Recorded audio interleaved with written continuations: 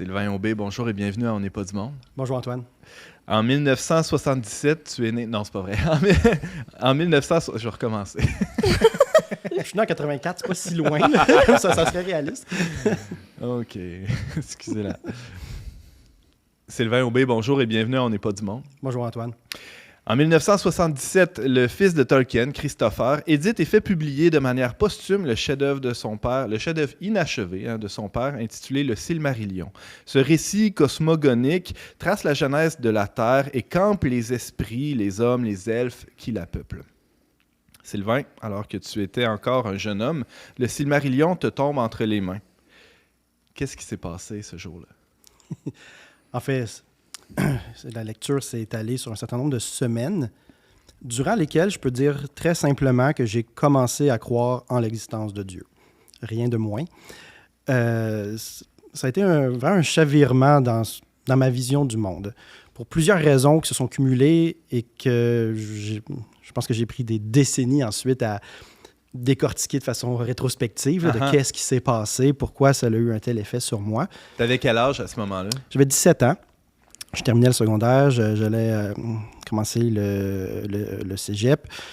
Je me souviens là, que je lisais le livre en écoutant de la musique, en regardant les feuilles tomber, c'était l'automne, donc c'est assez évocateur. Ça avait une place importante aussi dans mon parcours personnel, que je suis quelqu'un de tempérament très, très froid, très cérébral, là, vraiment pas sensible. Alors qu'en lisant le Silmarillion, j'ai pleuré à chaudes larmes à plusieurs occasions. Donc vraiment, c'était un choc pour moi, là, dans mon tempérament, autant que dans ma vision du monde. Qu'est-ce qui t'a marqué d'abord? Plusieurs choses. Première des choses, ça concerne ce qu'on communément on appelle le problème du mal. C'est-à-dire le monde est dominé par le mal, par la souffrance, le chaos. À 17 ans, on le sait, ça. On n'est pas, généralement, on n'est pas naïf de ça. La plupart des jeunes de 17, 18, 19 ans sont même presque cyniques face au monde qui les entoure. Oui, on peut être en rébellion là, face à la normalité du mal qu'on voit un peu partout. Et donc, l'hypothèse même que tout ça soit voulu par un Dieu qui serait bon et tout-puissant paraît complètement absurde. Là. Si Dieu existe, c'est un sadique, finalement. Voilà, ou complètement indifférent, ou impuissant. Bref, c'est le problème du mal, encore une fois. Ouais.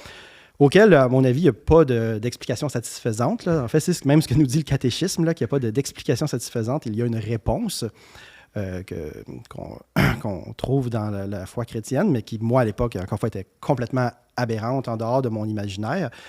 Et le récit de Tolkien dans le Silmarillion, pour moi, m'a présenté exactement cela. C'est-à-dire un récit existentiel. Là. Il y a un récit de création au début qui est poétique, avec de la musique, avec des chants, mais qui illustre, puis encore une fois, ce n'est pas un argument, Tolkien n'était pas un apologète, c'est vraiment une représentation de comment un univers qui est créé dans une bonté tout-puissante, avec une volonté qui est bonne et qui est toute-puissante, et qui, malgré cela, vire mal, très mal. Ah ouais. De la souffrance, du chaos, de l'injustice, et que l'incohérence qui semble être évidente entre les deux réalités, entre un Dieu qui est bon et tout-puissant et le monde mauvais, dominé par le mal, me semble très intuitivement réconcilié dans le récit du Silmarillion. Prenons quelques instants pour peut-être camper le décor, là, parce que, bon, peut-être que comme moi, il y a quelques gens qui nous écoutent, là, quelques personnes qui nous écoutent qui n'ont pas lu le Silmarillion. De quoi il s'agit? Là,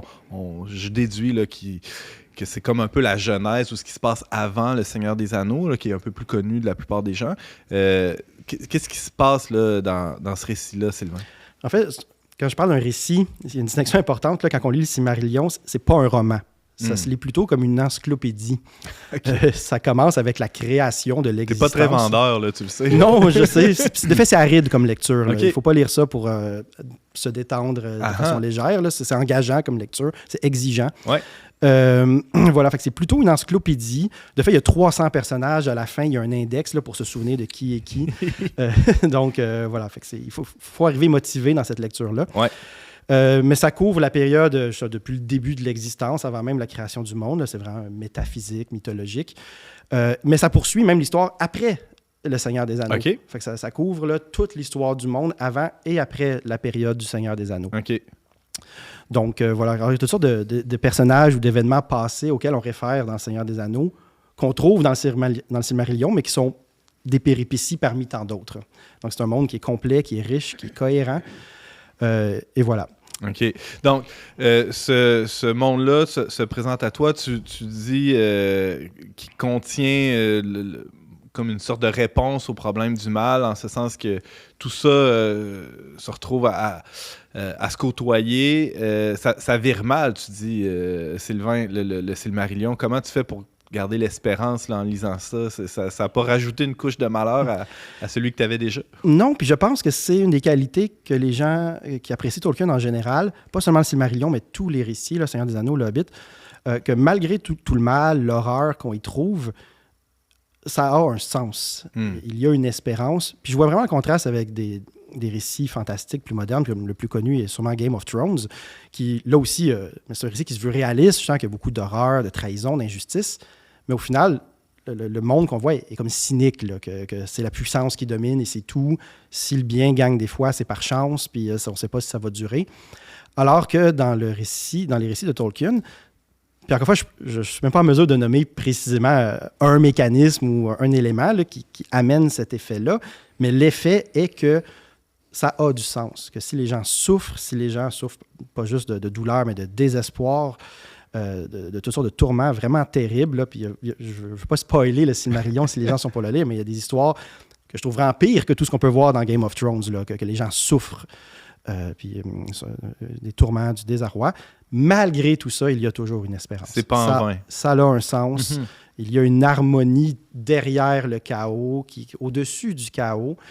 Voilà. Puis encore une fois, moi qui n'ai pas quelqu'un de sensible, qui n'ai pas quelqu'un d'artistique du tout, comme je dis, je suis vraiment quelqu'un de cérébral, j'étais touché par ça, j'étais sensible à ça, et ça m'a fait dépasser là, toutes sortes de préjugés ou de blocages très stricts que j'avais là, sur quel est le monde dans lequel on vit.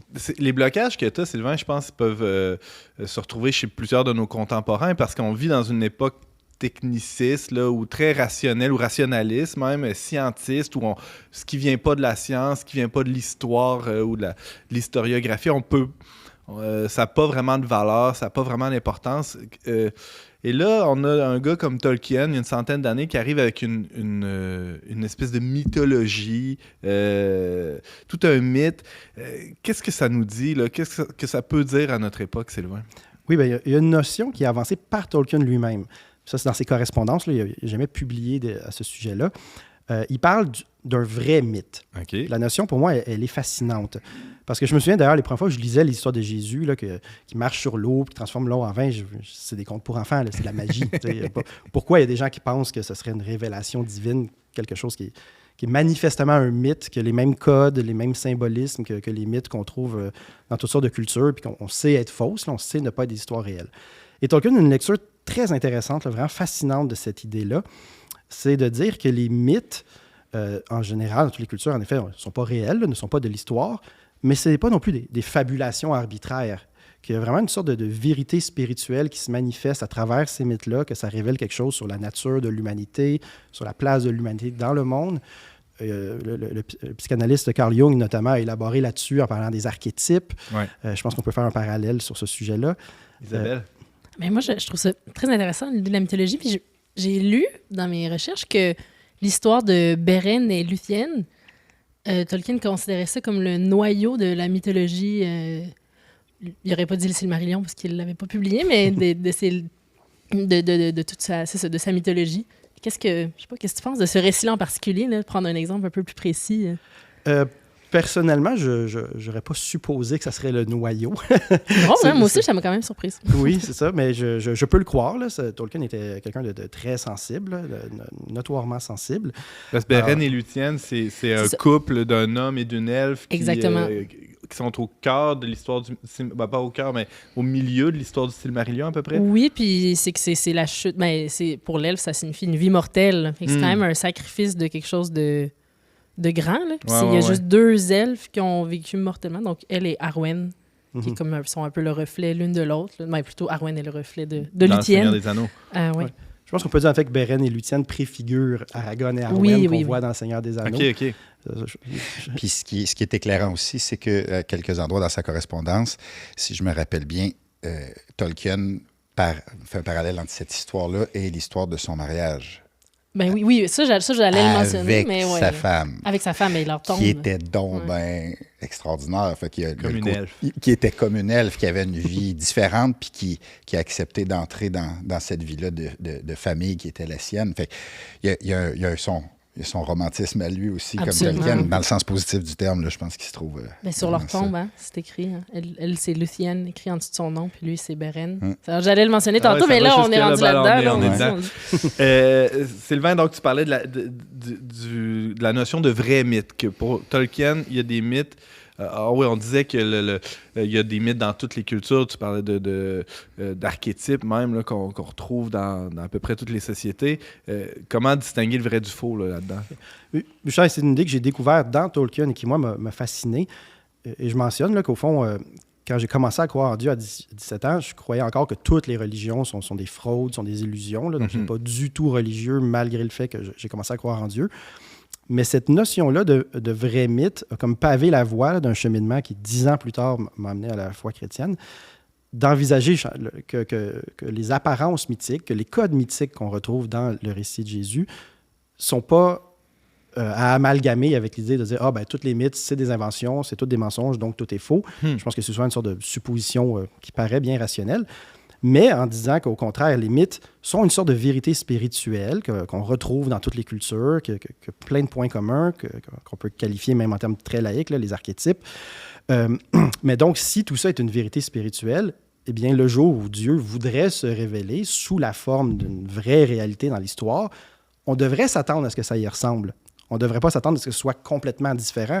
On devrait s'attendre à ce que ça corresponde au code, au symbolisme qu'on trouve dans les mythes en général. Donc, c'est pas étonnant que la révélation chrétienne, toutes les saintes écritures, toute l'histoire sainte, correspondent à ces patterns-là ou à ces schémas-là qu'on retrouve dans la mythologie en général. Exactement. C'est quand même attendu. Uh-huh. Donc, ça fait que c'est pas un argument, là, c'est pas de dire « Ah, OK, donc tout est vrai ouais. ». Mais c'est vraiment, avant même de commencer à réfléchir ou d'analyser, de dire à quoi on s'attend. Qu'est-ce que devrait être une révélation s'il y en a une? Mais c'est curieux parce qu'il y en a qui prennent certains épisodes de la Bible et qui vont dire que si c'est dans d'autres mythologies, ça veut dire que c'est plus faux. Donc, alors que toi, tu dis l'inverse. Par exemple, dans Gilgamesh, la légende de Gilgamesh, Noé, il y a le déluge. Là, il y a des gens qui vont dire que vu que ça existait avant, l'Ancien Testament, c'est en fait... Je sais pas pourquoi il dit ça, probablement pour dire une copie, pour dire que c'est comme une espèce de schéma du cerveau humain et donc invalide pour dire que c'est l'histoire unique de la Bible, mais c'est tout le contraire. Comme exactement. Puis un des archétypes les plus communs, c'est justement le Fils de Dieu qui meurt et qui ressuscite 3 jours plus tard. C'est un mécanisme qu'on retrouve dans plusieurs mythes différents. Mais de dire, est-ce que pour cette raison-là, c'est tous des mensonges? Ou est-ce qu'au contraire, il y a eu une sorte d'intuition dans toute l'humanité du fait qu'une révélation divine ressemblerait à ça? Et donc, le jour où elle se réalise vraiment dans l'histoire, elle y correspond. Ça pose la question autrement. Il y a aussi le fait... tu as écrit un texte là-dessus, Sylvain, il y a quelques années, là, qu'on a publié sur le site web du Verbe. On mettra la référence là, sous cette vidéo. Mais il y a le fait que on s'attend là, dans notre époque à ce que Dieu nous parle de manière très claire, avec des... on pèse sur un bouton puis on a la réponse tout de suite là, à peu près tout. Et on a une vision d'un Dieu qui est un ingénieur ou qui est un architecte ou je ne sais pas trop quoi. Mais là, avec ce que tu racontes là, Dieu a un autre rôle. C'est un gars qui raconte des histoires. Là. Absolument, absolument. L'expression que j'utilise, c'est le Dieu poète. Ah ouais, c'est ça. Donc, de dire que notre réalité là, ressemble moins à une machine, ressemble moins à de l'ingénierie qu'à un poème, qu'à de la poésie. Et c'est une notion qui, encore une fois, pour moi, est assez contre-intuitive, pour beaucoup de gens aussi sûrement, mais pour l'humanité dans son ensemble, il est au contraire plutôt conforme là, à leurs attentes. Ma femme est une spécialiste de l'Antiquité grecque et elle mentionnait que pour eux, les théologiens étaient les poètes. Qu'Homère est un poète, mais c'est leur théologie. Là. Les Grecs croyaient que la poésie de Homère était leur théologie. Il n'y avait pas de distinction là, conceptuelle entre la poésie et la théologie. Hésiode aussi, beaucoup, la théogonie. C'est vraiment la cosmogonie des Grecs, là, encore plus spécifiquement. Là, il va vraiment jusqu'aux origines et tout ça, là, juste pour ajouter, parce que oui, c'est vrai, c'est tout à fait vrai. Voilà. Et encore une fois, c'est au niveau des attentes. C'est au niveau des attentes. À quoi on s'attend si Dieu se révèle? Est-ce qu'on s'attend à un message d'un ingénieur qui est mécanique, qui est précis, ou on s'attend à un message symbolique, à un message mythologique, évocateur? encore une fois, il y a parfois, avant même de se poser les questions, des fois, il faut bien identifier les attentes qui ont du sens. Mm-hmm. Il nous reste quelques minutes à peine. Sylvain, j'ai envie de savoir la suite de ton récit, de ton mythe à toi. Non, mais de ton récit. Bon, t'as eu cette porte-là, cette brèche-là qui s'est ouverte avec le Silmarillion. Qu'est-ce qui s'est passé dans les années qui ont suivi? On n'avait pas prévu de parler de ça quand tu m'as invité. Hey, c'est vaste comme question. Beaucoup de choses, des lectures. J'ai beaucoup lu... Tolkien est un Britannique, mais ensuite j'ai beaucoup lu C.S. Lewis et G.K. Chesterton, qui sont deux auteurs britanniques, encore une fois. Je suis vraiment un anglophile, sans doute, qui ont beaucoup influencé mes réflexions. J'ai eu des discussions, de centaines de pages de textes de correspondance avec un pasteur baptiste, notamment, et des expériences personnelles à la fin.